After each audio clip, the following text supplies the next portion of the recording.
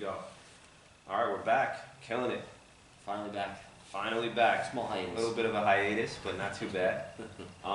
Really wanted to finish up both of our stories this time, right? We talked a lot, just in review, really baseball journey for us through elementary school, even before elementary school, up until the college years. You know, I think today we'll definitely touch on like some of the professional stuff, Right. and just also like what it's like at that level, but meeting and having the right people in your corner and having the wrong people in your corner and like what that's about. So I think maybe you want to start. Yeah, I mean, we were having this good talk the other day with one of our old teammates. Well, my teammate, Dave Pileshi. Shout out to Dave, my old college teammate, good friend. Talk about finding the right people. He was one of the good teammates I had that when I was in my pro ball chase in South Florida, he was the guy that says like, stay in my couch. Actually, not even a couch, I had a whole bedroom. You know, live with us, live with me for as long as you need to continue that. So that's a good example. But on the higher levels, you're gonna need to find the right people to help you get to where you gotta go, and I did, luckily. But it took a lot of trial and error, you know, for lack of better words, to find those right people.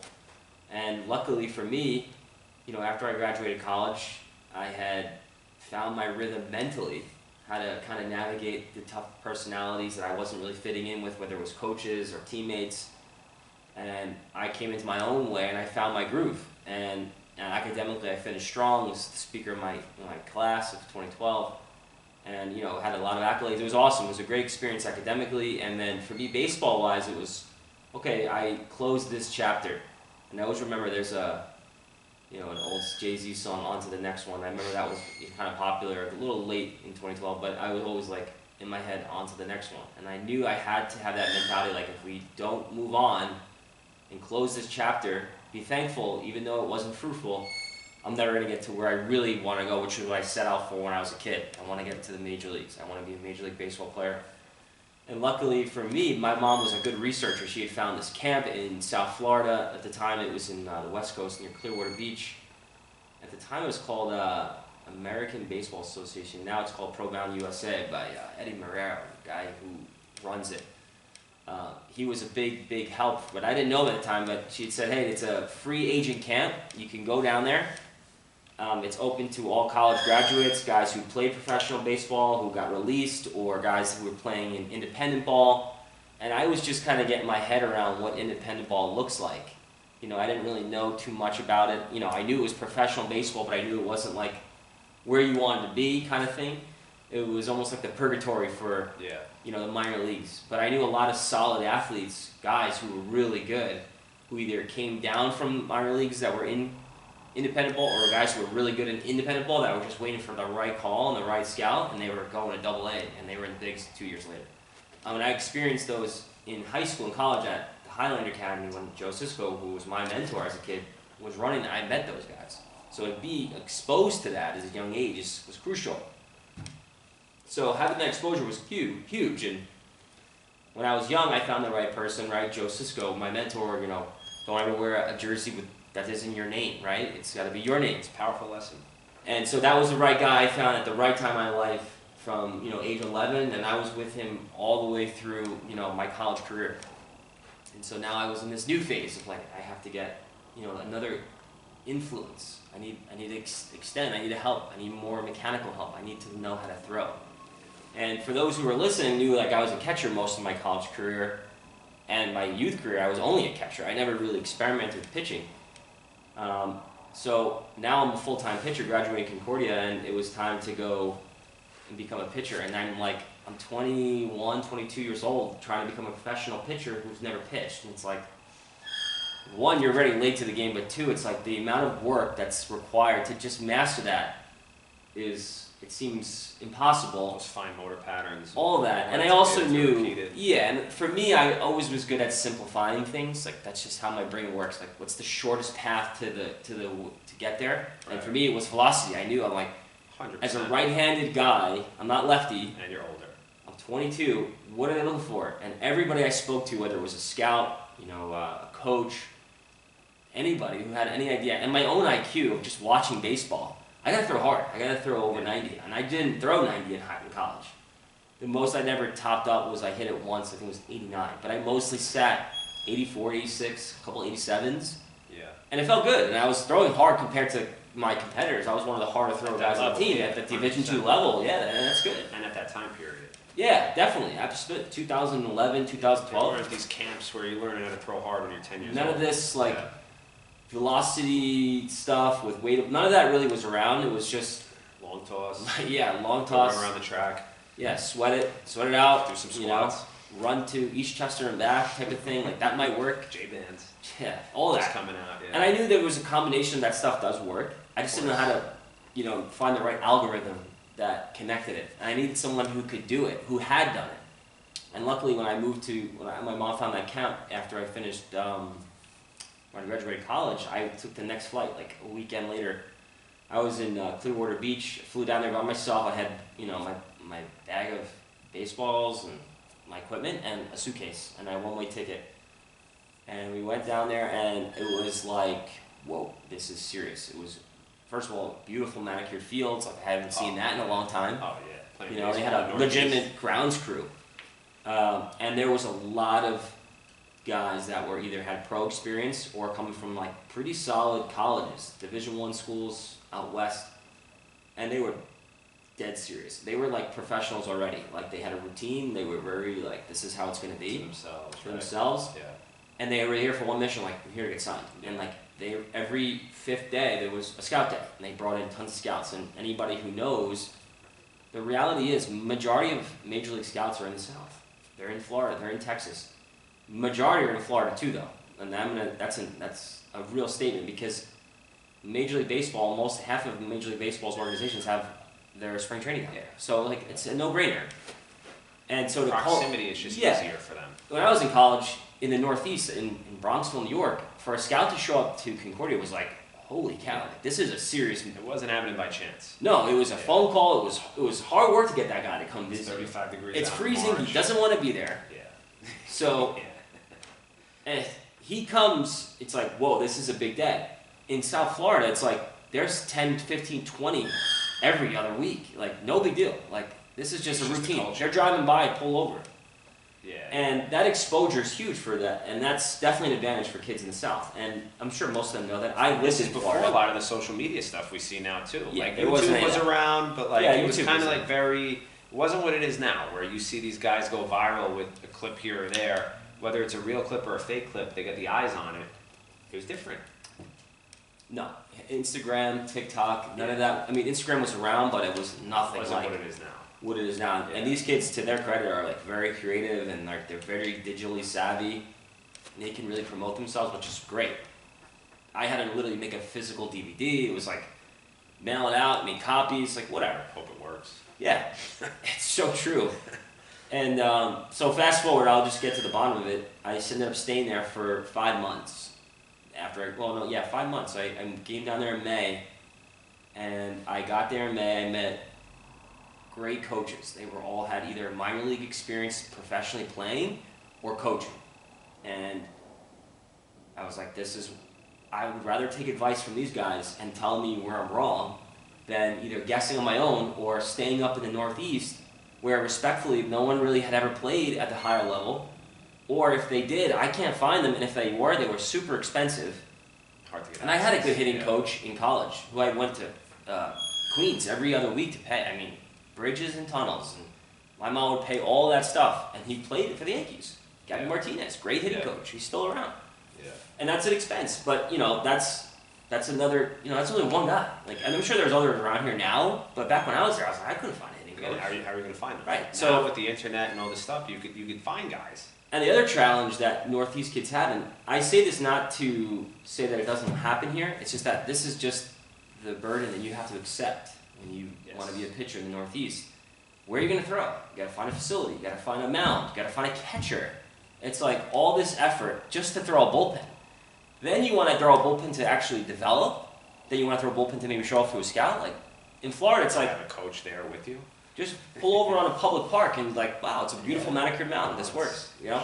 It's true. And it's just the reality. I mean, we've played in tournaments in Georgia. I Oh, remember yeah. playing perfect game tournaments down in what is it, Cobb? Yeah, I think so. Those are minor league fields. There's a high school field. It's gorgeous. High school practice field. I'm It's like, gorgeous. really? Yeah. You know, it's a totally different life. So you know, 5 months I stayed there, and with probably I met probably the best people I could have ever found at the right time, who not only knew what they were talking about, but they took a liking into me for my work ethic and my character. There was, I would say, a rotation of guys. Every week there was a new batch of guys flying in from all over the country. I should say the world. I met kids from Japan, from Italy. That's cool. One kid was from Italy who taught himself how to play baseball on YouTube, speaking of YouTube. Now, he never got past college baseball, but everyone was like, they liked this kid because he was so creative and like determined. And like that was a kid they wanted to kind of experiment with. And he was humble enough to do it, but he was into finance and he had graduated with degrees. But it was just cool to meet people like that. Took a chance. Then they brought the Japanese kids who were lights out strike throwers. And like here, I'm being exposed to all of this in one little area of Clearwater Beach, which was awesome. And then these coaches were like very serious. Hey, we're gonna measure you and we're gonna judge you every time you perform. You're gonna perform twice a week, sometimes 3. And I was like, great. And you're gonna face live hitters. We're gonna have umpires. We're gonna play games, and we're gonna chart your stats, and we're gonna see your stats. Like, there's no more guessing game. There's no like, oh, I think I did good, but what do the numbers say? Felt good. And realistically, I used to hate it. And even as a professional, even when I got into professional baseball, I hated the numbers because I never really had the best numbers. I never really did. I had a couple of good seasons, but realistically, I always died by my numbers. But the reality is, that's the way it's gonna be. Yeah, especially nowadays. For most kids trying to play professional baseball, and I should say at the college level too, and it's very true in the college level, you're going to be judged by your numbers. Yeah. And it's sad to say, that's the reality of it though. Mm-hmm. And there's a lot of times, especially in baseball, you get bad breaks and the numbers don't reflect. You had a good at that. You could go for 4, but hit 4 line drives directly at the shortstop, and you're like, I got nothing to show for it. And it goes the other way, and they always say, oh, it evens out. But, yeah, on hitting, it's different. I don't know. But in pitching, you know, statistically, the odds are in your favor. But you could go out there and just shove, and then you give up 2 base hits and a walk, and before you know it, it's 3-0. You're out of the game, and you got nothing to show for it. Shortstop makes a great play, saves your outing. Yeah. You know, that's all those other. It goes a lot of ways. Yeah, it does. It's the beauty of it. But these guys held me to a high standard, and it was not because they wanted. It was for everybody. It was like, this is the law of the land, like. And this is how it is here. We give you rooms, like you had a 6-bedroom house. There was 10 houses. I mean, it was like a full-scale camp for pros, wanting to be pro. I met guys who had just got released, so I was like, whoa, what was it like? Like, you were up there. Like, what was it? You know, tell me something. And they were all like, they had this unique way about explaining what it was like. And they were more stone cold than the guys who had never been up there. I noticed that. It was a big difference. These guys had what we call feel. Like, it was different. And they usually got a job much quicker. And I would say it wasn't because, oh, look, they had a resume. That definitely helped. But they also knew how to, like, perform when they needed. They can turn it on. They didn't get those jitters when the scouts came. It was their job. They lit up. They actually played better when those scouts came. Or it was scout day. Or it was like a game time where there's lots of people coming. Those guys perform. Like, these guys put on shows. So I met a good pitching coach at the time who was running it, who at the time was really just a Division II pitching coach at St. Augustine. He had played for the Pirates in the minor league system. He had his own professional career, but he was just doing this. His name was Chris Holt. And fast forward, he ended up helping me go from, you know, again, 86 to 88, throwing strikes, consistent, but like mechanically flawed and not throwing hard enough for scouts to even bite, to like, hey, in 5 months we got to 93 sitting, and you're going to Australia and fielders are pushing you. Like, and then Chris Holt in 2012 was just that guy at a little camp to the big league pitching coach for the Baltimore Orioles. Right now, right? 2023. Yeah, that's amazing. So I met him when he was basically, you know, respectfully at the time in the big league world, like he wasn't anybody. Yeah. I mean, he was somebody. Don't get me wrong. But then on his own journey, he was doing his thing, and he was learning, and he was a master at pitching intelligence. Whether it was literally mechanics, the mental side. One of the coolest things he used to make me do when it was like kind of like an off day, like we can't compete, you gotta give your arm kind of a little bit of rest, would be like, go through your pitch-to-pitch routine on the mound.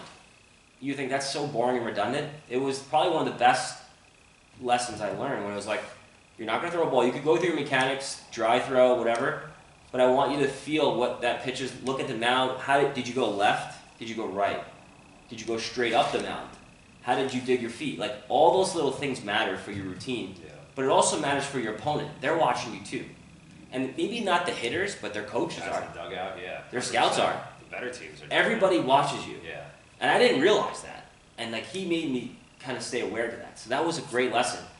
And those guys actually helped me develop into a professional pitcher within a short amount of time. I mean, I stayed there for 5 months, but I was ready throwing 93 in 2.5, 3 months. Yeah. In a short amount of time, 6 to 8 weeks, I was throwing gas. Yeah. And when I started getting to that level, that's when they started making phone calls for me. Like, hey, you need to be in front of scouts. I knew it, but I didn't even have to say it. They were the guys that said, you need to be where those guys are. Time is now. And it was like, wow, I have coaches who are like, Supporting. not only are they like not blowing smoke, they're like, you need to be there. Like, get out of here. We don't want you here anymore. I'm like, that's what I want. That's all I ever want. Kick me out. Yeah. And they made the right calls. And I threw for a lot of teams. I threw for the Yankees. I mean, I threw for the Phillies. I threw for a lot. That must have been a dream, huh? See the Yankees. Just even having the opportunity. Yeah. And then when I had the opportunity and when I performed well and we were in that waiting window, it could be a couple days, like we'll get back to you. And it wasn't a no, but it wasn't a yes. You're right there. You're like, holy cow, maybe I'm going to be a Yankee. I'm going to get the call. Or maybe I'm going to be an Astro. Or maybe I'm going to be a Philly. And I'm like, just having that possibility of like, in the moment, that's a possibility. It's a real reality. You look back at your whole journey like, it's worth this Yeah. climb. 100%. And then when it actually does happen, you're like, it is worth it. Yeah. And it's the ultimate reward to yourself. Maybe you don't get a fat check with it. Some kids do, and that's truly awesome and a blessing. Yeah, good for I you. didn't get that, but I didn't need it. I wasn't in it for the big money. Of Yeah. course, there's a payout at the end, at the top. Yeah. Like everyone knows that. Of course. But to get in there, I just wanted to get in. It was like a club. Mhm. I just want to get in the club. And I had thought, I worked for it. I earned it. Like, I believed in everything I did. I bought into the mechanics. I didn't budge. I didn't miss a day. I mean, hours upon hours. And these coaches supported that. And I was in the right place with the right time with the right people. And physically, my body was perfectly developed. I was 22, fully healthy. Let's throw hard. And let's throw strikes. And let's get guys out. And let's face good hitters. And they did that for me. And I got the right exposure. And right around the end of August, and I had moved there in May, they called the Phillies, and I threw a lights-out bullpen. They put up a Philadelphia Philly hitter, and like face him, and I just faced him, I think, like 6, 7 times, and just carved him up. And I was looking at the radar gun, and I had never hit 93 at that time. I worked for like 7 weeks in Florida, couldn't break 90. I was like 89, consistently. Getting everybody out, by the way. I meant to tell you, when he was carrying those stats in that camp, I led every category. ERA, no problem. 0 ERA, crushed. Walks, very low. 1, 2 walks. I mean, carved. Strikeouts, way up. Slider I was like, I wish I was pitching like this in college. Yeah. I really, 5 weeks ago, I was in like Felician at 61 degrees, and I can't find the strike zone, and these guys are terrible hitters, no disrespect, but this is the reality. Relative to the competition, I'm facing guys who are professional hitters, and I'm carving these guys up. Where was this guy 5 weeks ago? Yeah, it really is wild. And whatever the case may be, we could debate that forever, but the point is, I had got the right people, I changed, and I got good. It's just reality. I wasn't good in Korea. I wasn't pitching good either my senior year.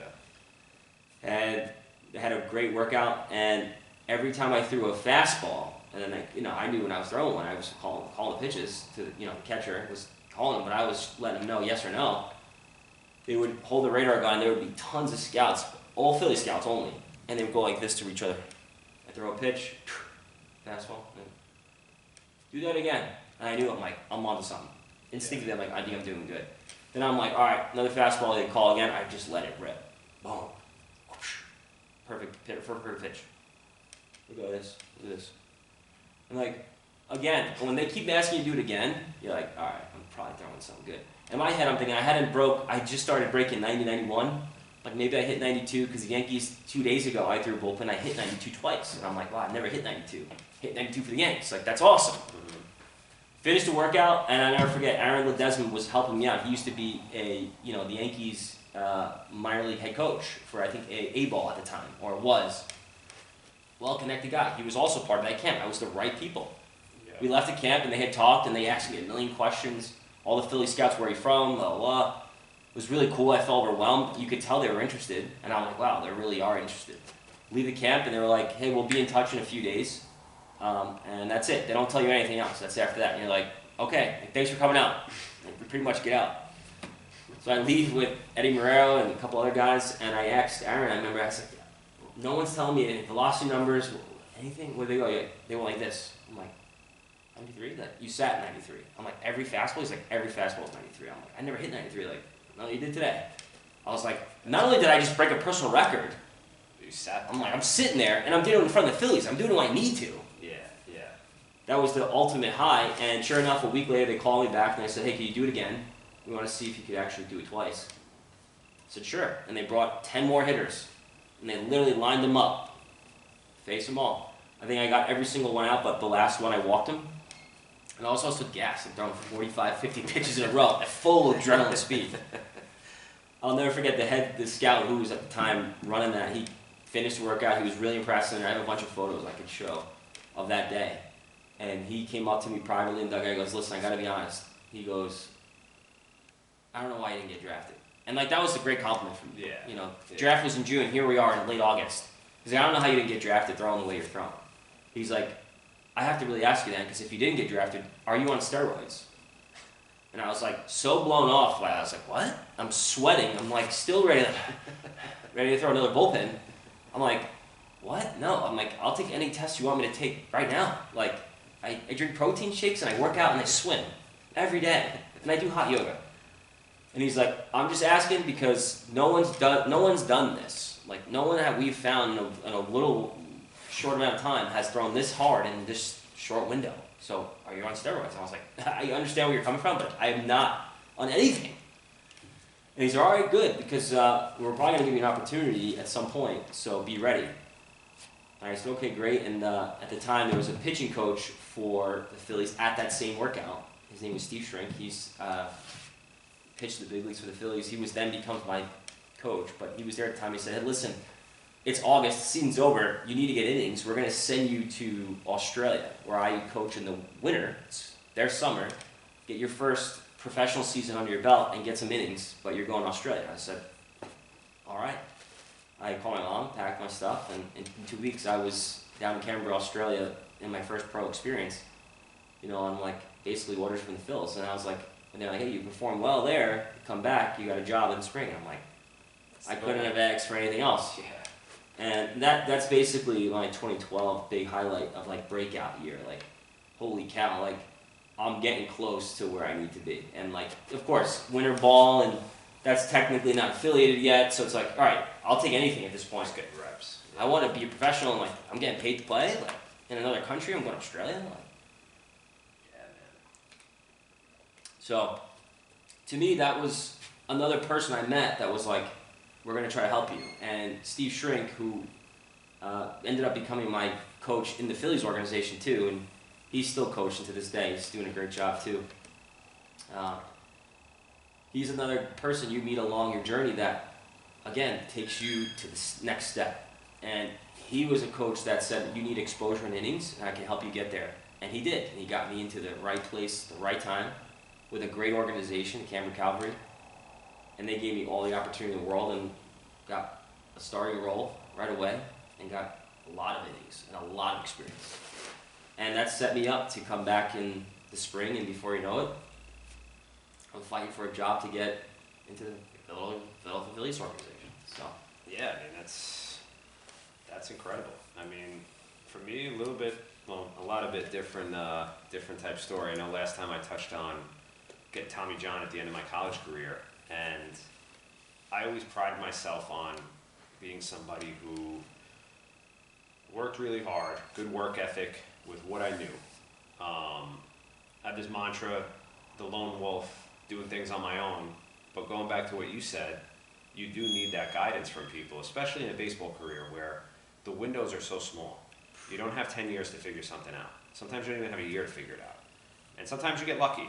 You just happen to be good at something, you happen to be blessed in certain movements, right place, right time, but you really can't rely on that. For me, growing up, I told the story of having a pitching coach, Eric Luck, when I was in middle school, really helped me at that point. When I was in high school playing Bayside Yankees, I had a pitching coach, Mike Bonacici. He was great. He was 24 years old.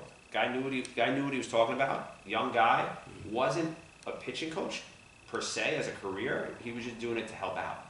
Like, this is a guy giving up his summers for no money, really, just because he loved it. He wanted to help that next generation, which to me was an inspiration, because like, to me, you can't put a price on that. You know, you can't put a price on someone's dream, and like to help somebody with their dream, like, again, you can't, especially a kid, you can't put a price on that. And then when I got to college, I mean, I didn't really have that same guidance. You know, it was kind of like going off what I knew. I also had a little bit of an ego at that time. You know, you're 18, 19, 20 years old. And for me, like, the internet's around. You're hearing different theories, meeting different people, playing on these teams that, like on Bayside Yankees or summer ball in college. You're meeting these guys from all around the country. And everybody has a secret. You know, the guys throwing 92, like, hey, how do I throw 92? And some of them are just like, I just do it. Yeah, I just do it. They tell you something ridiculous. Like, I run 5 miles every Sunday with my dad. You're like making Cheetos before every start. Yeah, whatever it is. Like, yeah, I eat 2 hot dogs, whatever. Like, something crazy. And then you got these guys with these ridiculous routines. Like, I'm never going to do this. Yeah. and then they don't pitch well. And then it's easy to point out, like, oh, that routine's ridiculous. Like, old school, like Trevor Bauer, like, a few years ago when he was doing the long toss and he's got 3 catchers out there. And then he gets shelled. And, like, you know, everybody's sitting there looking like, it was definitely the stretching routine. Yeah. Oh, you ran out of gas in the 3rd inning. I wonder why. You know. But if you perform, nobody can complain about it. But anyway, back to my point. I didn't have that guidance or those coaches at that time. And to be honest, I don't know if I would have really been so receptive to it unless I knew that they had the resume to back it. Whether they were an accomplished coach, accomplished trainer, or they were an ex-player. Could you win anything? Exactly. Like, where are you getting this information from? Like we always say, right? It really wasn't until I was having the arm problems for a couple of years, and now I'm a senior, and then you come back. Yeah. And that's really where our relationship began as friends. Like, I had known you a little bit for a few years as an alumni. Yeah, but never really met. Yeah, you're going through your whole process, and I wanted to learn as much from you as possible, because, like, for me, here's a guy that went to school here. Like, he knows what it's about here. And he didn't go to school here 20 years ago, 30 years ago. He went to school here a few years ago. 2, 3, I think? Yeah, it was three or 4 years apart. He went to school here a few years ago, and he's playing affiliated baseball. Like, that is all I want to get to. Right. You know, at that time, Mike Aviles was the famous Concordia guy that was in the major leagues. Yeah. He was in the major leagues at the time. The guy won Division II Player of the Year, I think in 2003. Hometown. At his school with 600 kids in Bronxville, and I think he batted like 190 as a freshman. Yeah. Like, that's an incredible story. This guy's in the major leagues. Yeah. You know, so like things like that keep you going. Yeah. In those dark days of November, December, where it's like, what are we doing? Like, it's just like, it's like so mundane. You think, like, if he could do it, then I know I can do it. 100%. 100%. And those are those guys that you put on your not your dartboard, but on your like vision board. And you're like, okay, just focus on one of those guys. He came from where I'm from. He ate the commons like I did. He took Religion 100 like I did. He had to sit on this crappy field every day. So if he can get through this, if he did it, and I'm gonna say I can't, then I'm just as weak. But I know I can get through it. It's a weak mindset. And it's like we talked about a few episodes back with Roger Bannister, the first man to break the 4-minute mile. Right. It's that mental barrier of, once you know it's possible, you're more likely to do it. The floodgates open. Absolutely, because you know it's there. You know you're close, but you're really not close. Like, I'm here, but like, I still got a lot to do. Like, I just climbed this first mountain peak, and you're thinking you have a beautiful view, and then it's like even steeper, and you're like, yo, are you serious? Yeah. And it wasn't until when you got there when I was a senior, and I'm running on fumes. I'm running out of time. Like, I spoke in my last episode about, like, pitching in Maryland. They sent me home. And they're like, oh, we don't have a place for you to live. And I wasn't naive to the fact that I know if I was lights out, 95, 90, like, they would have found a place for me to sleep. Like, they wouldn't have been telling me, like, you guys, $400 a night for a hotel. Sorry, kid. Like, no, I know how this goes, and I get it. Yeah. It sucks, but that's what it is. So I knew I was running out of time, and then knowing you and what you were going through, like, I wanted to learn as much from you as possible. And I was shocked that, like, other guys didn't. Yeah. It was just like whatever to them. And everybody's got different goals, different aspirations. I get that. Nobody's going to tell you that they don't want to get to the next level. Mm-hmm. They might be a little embarrassed to admit it because deep down they know that they're not willing to put in the work. but I was a sponge. I wanted to learn. You were bringing your friend Pat Mish around, who played in the major leagues. Shout out to Pat Mish. Really nice guy. Met him that time. Like, we went out to eat. Like, anyone could have came with us. Anybody could have came. This guy pitched in Yankee Stadium. He pitched all over. He's in the Hall of Fame. For what? He was starting pitcher on Barry Bonds' tying home run. Was he really? Yeah, he's on the scorecard. That's amazing. That's his always claim to fame, Pat. He's in the Hall of Fame. But like, here's a guy that, hey, let's go to dinner. Like, guys, you guys want to go to dinner? Like, nah, we're gonna get food over here. I'm like, yeah, I want to go to dinner. Like, I want to meet. I want to talk to this guy. I want to learn. What is it like? Mm-hmm. You know, and like, at that time, I get Tommy John surgery. Tell that whole story. Yeah, you told that last episode. Yeah. Now I'm in a situation where it's like, I was trying to recognize, okay, what happened sucks, but this is where you are now.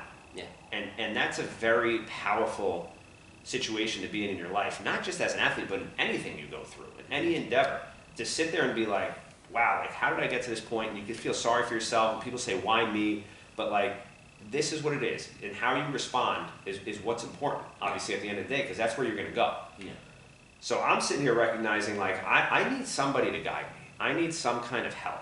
And the first step in that was, I got Tommy John surgery by Dr. David Alchek, who, at the time, I don't know if he still is, he was the New York Mets doctor. Mm-hmm. And he's told me, I said to him, I said, what am I going to do as far as rehab? And he was like, you could go rehab anywhere you want. Mm-hmm. He's like, I recommend coming here if you can. You could work with our PT guy that works with the Mets. His name was Mickey. I forgot his last name. He's like, he's the best. Like, he's hyping his own guy, and I get that. He's like, you can go to some of these other places. He's like, we give them the script. I don't know if they really follow it. And that scared the hell out of me, because I'm like, I'm not doing all this when I already have a tight time crunch. I'm 22, 23 years old, getting arm surgery, and I'm going to go to some local PT place that's going to try to interpret this thing from the doctor, and then I go for a checkup, and they're like, you haven't been doing this, this, and this. Like, you have to wait another couple months. Mm-hmm. So I'm like, all right, like, that was the first step. Like, I need to be working with this guy. If I have the opportunity to work with this guy, I'm going to work with him. It's all covered by insurance. It's not a cost in that sense, but it's down in Manhattan, Hospital of Special Surgery. Like, I grew up, I was living with my parents in Putnam County. Mm-hmm. Like, it was a 90-minute ride on the train to Grand Central. Mm-hmm. It was a 20-minute car ride to the train station for the 90-minute ride to Grand Central. Yeah, it's a lot. Then I had to take the subway and like walk 11 blocks for a 45-minute PT session twice a week. And at that time, like, I just graduated college. Like, I wasn't really working. Like, I was like working in a pizzeria, like doing like jobs like that. But I also couldn't lift that much because I just had arm surgery. It's vulnerable. I can't lift more than 10 pounds. So like, I'm really useless in that sense. My degree is in education. I could be a substitute teacher, but it's June, July. It's July. Like, there's no school in session. Like, I got to wait till September if I want to start doing a substitute teacher. So it's like, okay, I can't really even use my degree right now. Like, so I just had twice a week was just dedicated to like getting down to the city, that whole trek in the rain, whatever it was, for 6 weeks, however long the PT was, 8 weeks, and doing it for 45 minutes and then trying to rush back to catch that train, whatever time it was on my phone. And like, that was hard. That was stressful. Like, I don't regret it though, because when the time came and I got that checkup at the end of July, he's like, your ligament's good to go. You can start throwing tomorrow. And that was like, oh my God. I remember me and my father go in the backyard. We start throwing for the first time. And you're so like nervous because you're like, I don't know what's going to happen. Your arm gets up here and it's just like, it feels so unstable. And you just throw the ball like straight in the ground, 15 feet away. And I'm like, wow, this is crazy. And then just as time went on, like, I was able to actually like pronate on my longer throws and the ball starts to tail. I didn't have tail for years. I was cutting everything. Yeah. And it was like an awesome feeling. Mm-hmm. And then at that time, like, I wasn't around you anymore. I wasn't really around any other coaches. So like, I'm back to training on my own. And I'm still in the feeling of like, hey, I know what I need to do now because I learned all this knowledge from you, from all these other people throughout my rehab process, to like trying to put together a plan. Like, okay, when I start throwing, like, this is what I have to do. I'm going into PT. I'm asking this guy a million questions. He must have been so annoyed by me. Yeah. Because this is a guy who's working with professional athletes, guys on the Mets. And here I am, like this rinky-dink, like washed-up college pitcher asking a million questions, and he's probably like, why am I working with this guy? Like, so annoying. So I didn't care, though. I wanted to get as much out of it as I could.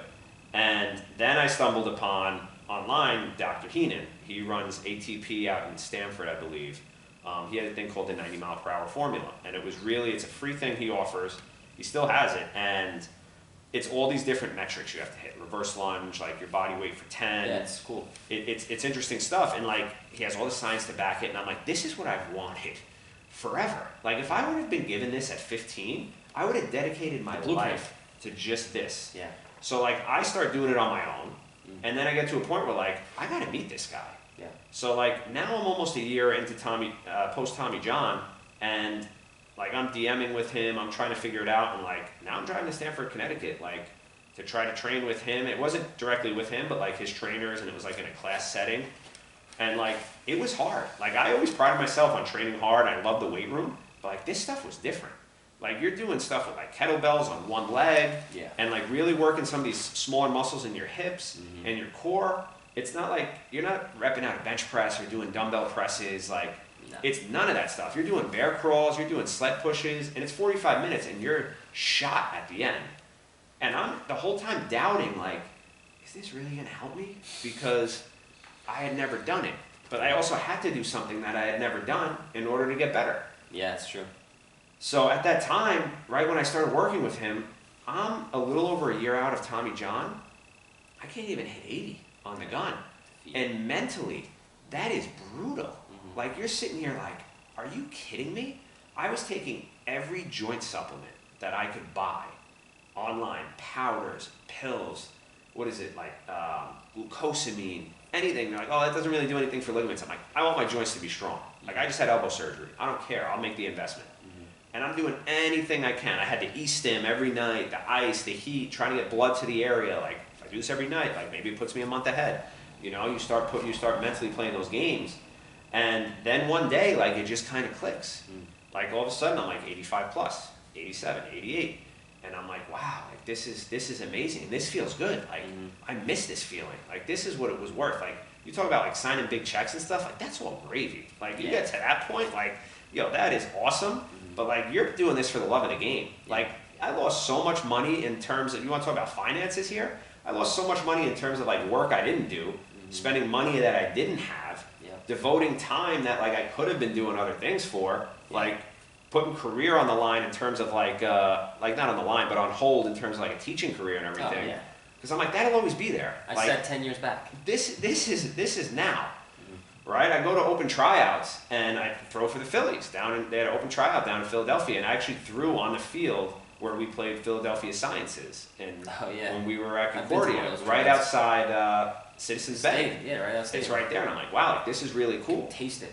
And they talk about it like I compare it to, like climbing Everest. Like people who climb Everest, like it's this crazy journey. I don't know all the semantics about it, but I know it's a crazy journey. But when you get to the top of Everest, like you're only there for like a few minutes, because like you really can't stay there because of the oxygen and everything. Yeah, you gotta get back down. So, excuse me. So for me, I went through this whole journey, going down to the city, getting surgery, every day waking up, like how's my arm feel today? How's it feel? Writing in my notebook, journaling, doing everything I can. And like now it's like, okay, kid, like you're on the mound, and I'm here at an open tryout, and they come up with the guns. That's it. And the catcher's there. You throw 7 pitches. It is over in like 2-3 minutes. Thanks for coming. They're like, one more. Okay, next. And you just like flip the next kid the ball. That's it. And then you just feel like the weight come off, and you're just like, all right, now what? And you think like they're gonna come walking over to you like this and that, like nothing. They're just on to the next guy, and it's just like, They're like, all right, I guess did my duty. I'll go home now. And as I'm packing up, like I see a couple of guys, like the coaches there, the old guys, I'm talking to them.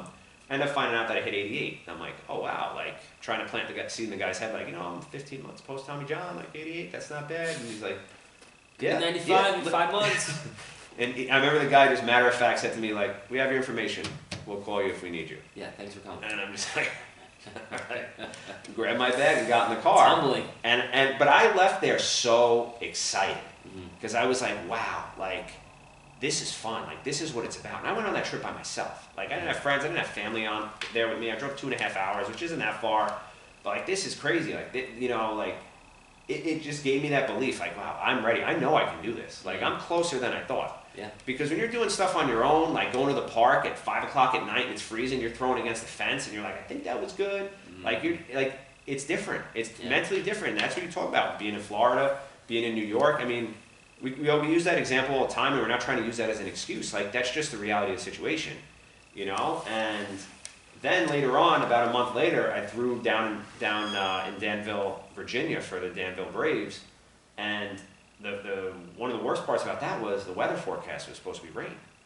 So, like, I book a hotel to drive down there 13 hours by myself, and look at the weather forecast, and it's like, chance of thunderstorms. And it's like, now you're sitting there, and it's like, do I go? Because this is the last tryout of the season. So, like, if you don't go, like, you have to wait till next summer to even have an opportunity like this again, because I don't have connections. I'm not throwing for anybody in December. Mm-hmm. So I'm like, if I don't go, I'm going to regret this the rest of my life. If I drive 13 hours, sit in my hotel room, and it pours, and they cancel it, and I have to drive 13 hours back, I can live with that, because it was out of my control. Yeah. And I think that's a very powerful and mature way to look at something that I don't think a lot of people would do, truthfully. And I drove down there. It rained, but it wasn't bad. The tryout went on. There's 60 pitchers that had to throw. I get up there, I throw. Same thing. I had just done this with the Phillies, so like I had that comfortability of like knowing what to expect. Experience. Yeah. You get on top of Everest. I think I actually threw like 12 pitches for them. They were a little bit nicer down south. And I find out like it broke 90 miles per hour again. And I'm like, yo, like, this is awesome. Didn't really get me anywhere though. No. And it was kind of like, we'll let you know for, spring training, like this and that. And I'm saying to myself, like, I just need to get a spring training invite because then I'll be 2 years post Tommy John. I'll be at definitely 100% strength. I'll go back work with Dr. Heenan all winter. Like, I'm dedicating my life to this. Yeah. And then just for me, how it ended was I said I'm going to take a month off from training. I've been at this since I got surgery. And the month ended, and I didn't have the fight anymore. You just get to that point where, and it's sad to talk about, and sometimes I do regret it. It does cross my mind, but like you just get to that point, episode. Like Grover talks about it, like you just don't want to put up the fight anymore.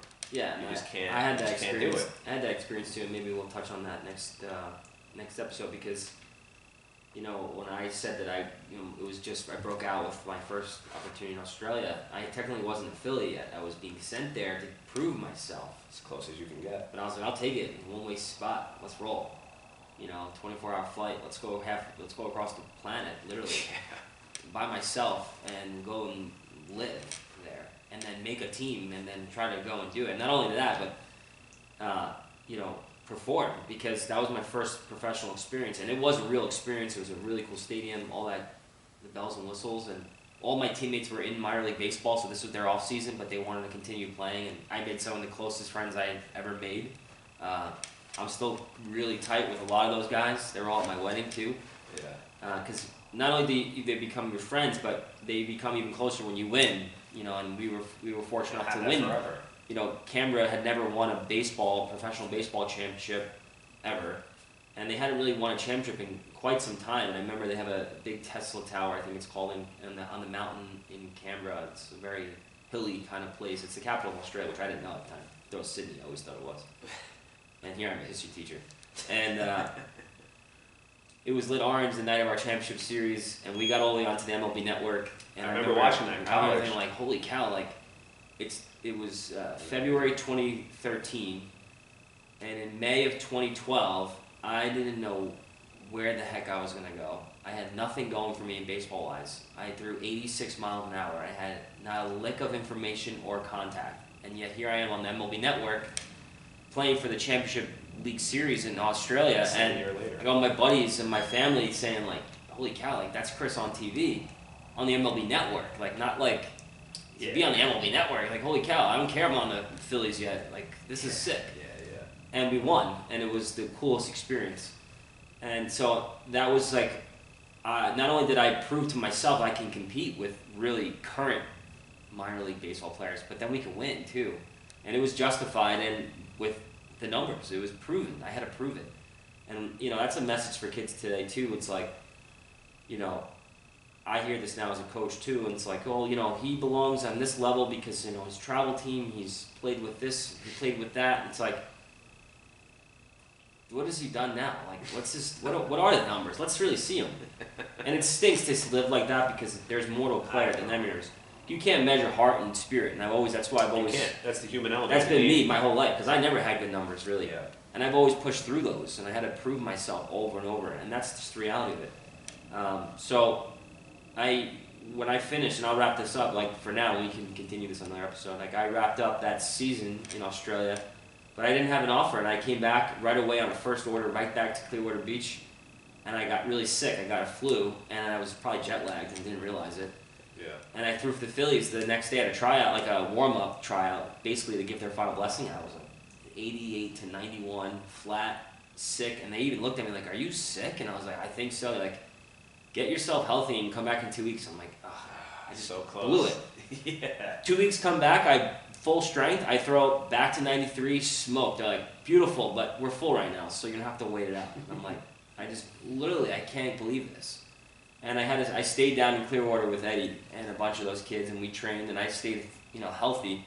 And I had to go find independent league teams, and that was my next journey. And I could talk more about that maybe next episode, because that goes really south, and that's a harsh reality about playing at a high level, and that's for kids too. Like, you want to talk about college level, you want to talk about the professional level, talk about cutthroat and pressure.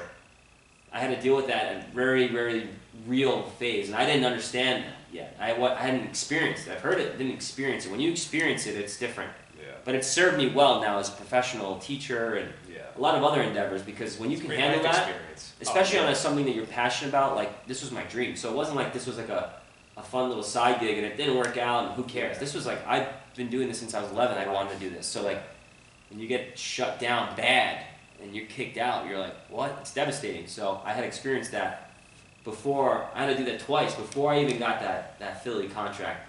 But when it did come, oh man, it's the greatest experience one of the best experiences I've ever had. I'm sure.